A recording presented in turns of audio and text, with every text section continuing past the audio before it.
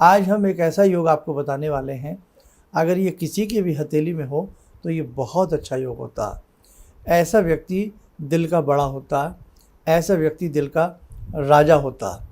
हो सकता है ये योग आपकी हथेली में हो, आपके फ्रेंड, आपके मित्र की हथेली में हो, आपके पार्टनर की हथेली में हो, किसी के भी ये योग हो सकता है। जिस व्यक्ति की हथेली में आयु रेखा बिल्कुल गोलाई लिए हो और उसी व्यक्ति की हथेली में आयु रेखा से मिलकर के मस्तिष्क रेखा बहुत सुंदर तरीके से चंद्र पर्वत के ऊपर आती हो।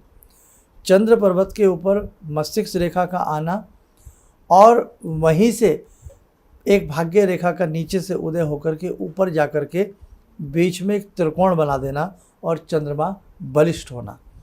चंद्रमा बलिष्ठ होना, सुंदर त्रिकोण बनना, आप माने न माने ऐसे व्यक्ति का दिल बड़ा होता है, उसकी सोच बड़ी होती है। अब आइए आपको स्क्रीन के माध्यम से समझाते हैं। आप देखें, गोलाई लिए हुए ये आपकी आयु रेखा नीचे तक आ गई। इसी आयु रेखा के टॉप से सटी हुई एक रेखा, ये मानसल चंद्रमा है, गुदगुदा चंद्रमा हो, यहाँ तक चंद्रमा तक ये रेखा अपना स्थान ले लेती है। इसको हम मेधा रेखा, मस्तिष्क रेखा कहते हैं। अब एक नीचे से रेखा ऊपर की तरफ को चलती है, इसे हम भाग्य रेखा कहते हैं। भाग्य रेखा, आपकी आयु रेखा और आपकी ये मस्तिष्क रेखा, तीनों रेखाओं के मिलन से अंदर बनता है एक त्रिकोण।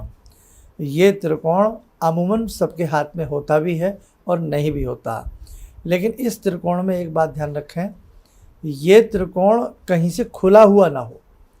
खुला हुआ ना हो, ये बात ध्यान रखें।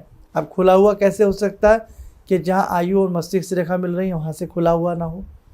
जहाँ आपकी नीचे से ये आपकी शनि रेखा, जिसे हम लक लाइन कहते हैं, शनि रेखा और आयु रेखा आपस में टकरा रही हो, वहाँ से खुला हुआ ना हो। खुला हुआ ना हो, स्पष्ट त्रिकोण बनता हो और चंद्रमा मानसल अवस्था में हो, गुदगुदी अवस्था में चंद्रमा बने हों, तो ऐसी व्यक्ति की सोच मीठी होती है, हृदय से ऐसा व्यक्ति भावुक होता है। और एक चीज़ और जान लें, आपकी हथेली बिल्कुल सपाट नहीं होनी चाहिए। ऐसी स्थिति में बिल्कुल सपाट हथेली नहीं होनी चाहिए। हथेली में बीच में गोलपन, हल्का सा गड्ढा, जैसे ऐसे करें तो हल्का सा उसमें हल्का सा गहरापन। अधिक गहरापन भी बेकार है और बिल्कुल सपाट चपाट भी बहुत अच्छा नहीं है।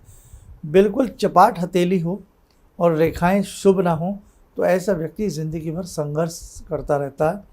बहुत ज़्यादा मलकियत नहीं होती, ज़मीन जायदाद होती भी है तो वो भी कई बार उसके हाथ से निकल जाती है।